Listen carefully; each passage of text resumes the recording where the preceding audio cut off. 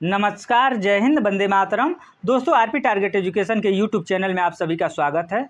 आज हम लोग देखेंगे वीर बहादुर सिंह पूर्वांचल विश्वविद्यालय जौनपुर यूनिवर्सिटी के अंतर्गत जो एग्जाम हुआ है बीएड सेकेंड सेमेस्टर वालों का एग्जामिनेशन 2022।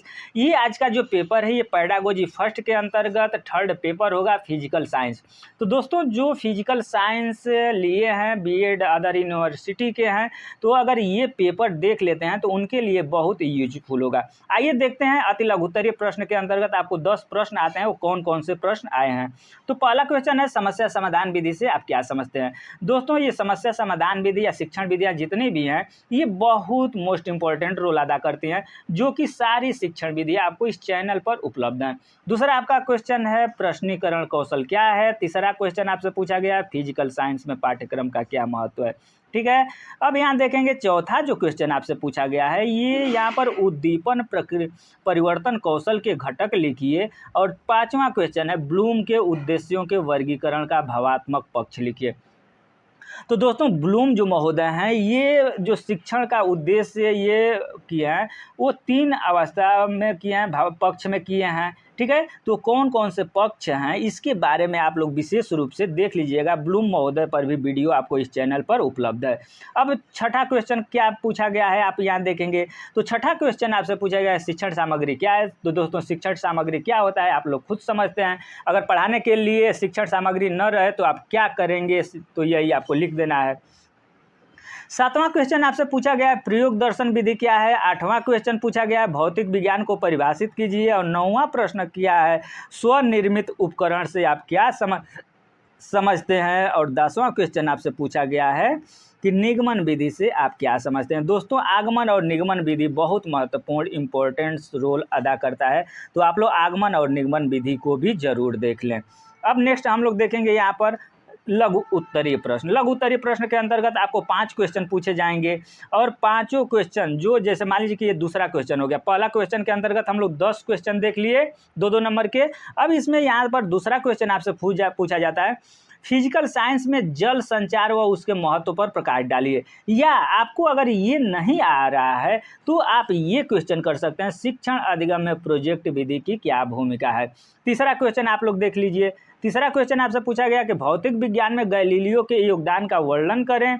और नेक्स्ट आपसे या अगर ये नहीं क्वेश्चन आ रहा है तो आप लिख सकते हैं, फिजिकल साइंस में प्रयोगशाला विधि की क्या आवश्यकता है। ठीक है, चौथा क्वेश्चन आप लोग यहाँ देखेंगे कि चौथा क्वेश्चन क्या पूछा गया है। तो शिक्षा में श्रव्य दृश्य सामग्री का क्या उपयोग है। और इसी के अंतर्गत अथवा करके जो क्वेश्चन दिया गया है ये देख सकते हैं कि भौतिक विज्ञान से आप क्या समझते हैं तथा इसके प्रकृति पर प्रकाश डालिए। पांचवा क्वेश्चन यहाँ पर आपसे पूछा गया है, देखेंगे कि भारत में विज्ञान शिक्षण के प्रादुर्भाव को संक्षिप्त में लिखिए अथवा भूमिका निर्वाह को किस तरह प्रभावशाली बना सकते हैं। छठा क्वेश्चन आप लोग देख लीजिए।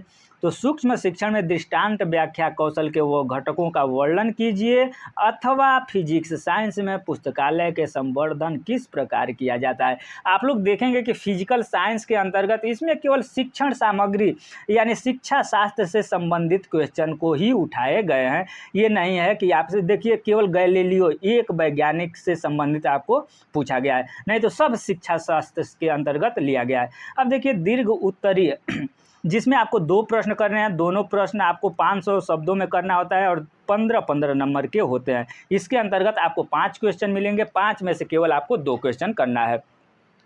तो सातवां देखेंगे कि ब्लूम के शैक्षिक उद्देश्यों के वर्गीकरण का उल्लेख कीजिए। देखिए ब्लूम का अभी वहाँ पर भावात्मक पक्ष को देखे, यहाँ पर ब्लूम के शैक्षिक उद्देश्यों का वर्गीकरण। तो ब्लूम का जो शैक्षिक सिद्धांत है ये कितना महत्व है ये आप समझ सकते हैं। 8वां के क्वेश्चन आपसे पूछा गया है कि शैक्षिक उद्देश्य एवं आदेशात्मक उद्देश्य का अर्थ स्पष्ट करें तथा दोनों में अंतर स्पष्ट करें। 9वां जो क्वेश्चन है ये दिया है कि कक्षा 6 के छात्रों के लिए पाठ योजना का निर्माण कीजिए। दोस्तों, अगर ये पाठ योजना अगर आप सीख जाते हैं तो बिल्कुल आसान है और आप 15 में 14 नंबर तो जरूर लेकर के आएंगे। तो आपको अगर लेसन प्लान बनाना नहीं आता है तो इस चैनल को सब्सक्राइब करके बेल आइकन को दबा लें, क्योंकि इस चैनल पर लेसन प्लान तो बनाया गया है, एक लेसन प्लान बना करके हम दिए भी हैं आप लोगों को। अगर लेकिन इसके अलावा भी अगर आपको नहीं समझ में आ रहा है तो आप कमेंट करेंगे तो इस लेसन प्लान पर हम और विस्तृत समझाने का आप लोगों लोगों को प्रयास करेंगे।